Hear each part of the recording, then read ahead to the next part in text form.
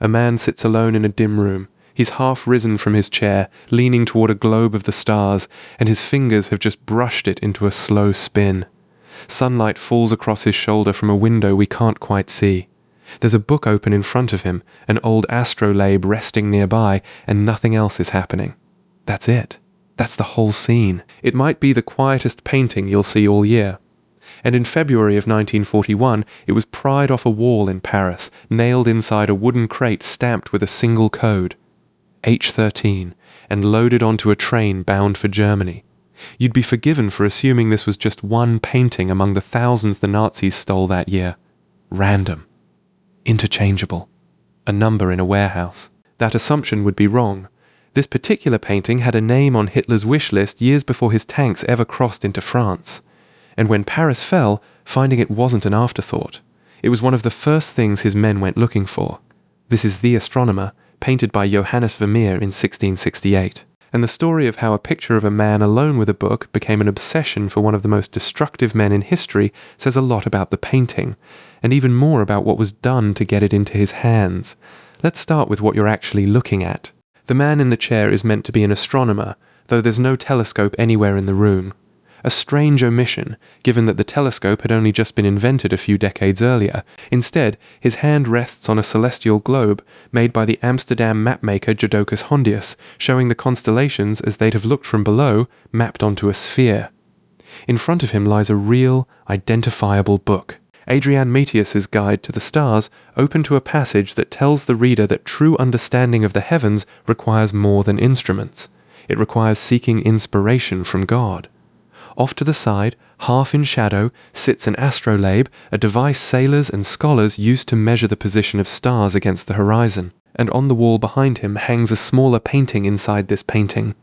The biblical story of the infant Moses being pulled from the river, a symbol, most historians believe, of ancient wisdom rediscovered.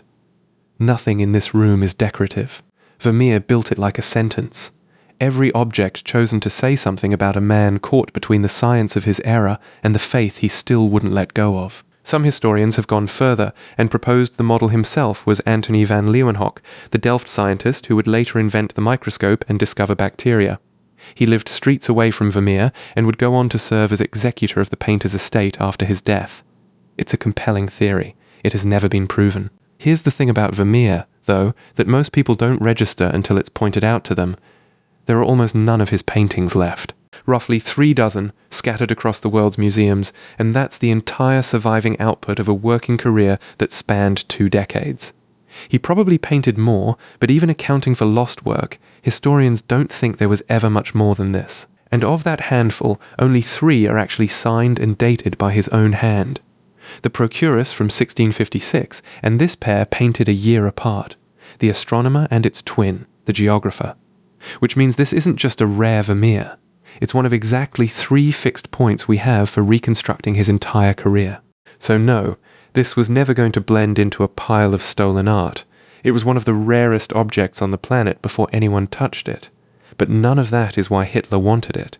And to understand what he actually wanted it for, we need to step away from the canvas and follow the people who spent 60 years owning it. The painting had belonged to the Rothschild family since the 1880s, when the Paris banker Baron Alphonse de Rothschild bought it from an art dealer.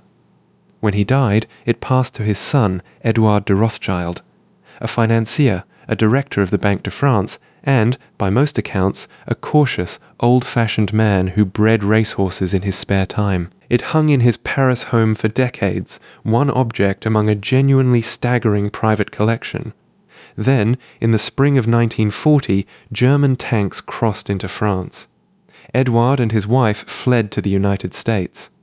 And within weeks, a Nazi task force built specifically to loot Jewish-owned art and cultural property was already at the Rothschild residence in Paris. The family's citizenship was later stripped by the collaborationist Vichy government, and everything they owned was catalogued, tagged, and taken. This painting was logged into a Nazi inventory system under the code R for Rothschild, followed by a number. One entry among thousands. Here's where it gets personal for Hitler specifically. When word reached the head of the looting operation, Alfred Rosenberg, that they'd recovered a Vermeer, he sent a note up the chain to Hitler's closest aide, saying he believed the news would bring the Führer great joy. That's not an exaggeration for the cameras. Hitler had convinced himself that paintings like this one, depicting scientific achievement by a Northern European hand, belonged to a Germanic cultural inheritance he wanted to enshrine. And he had a very specific place in mind.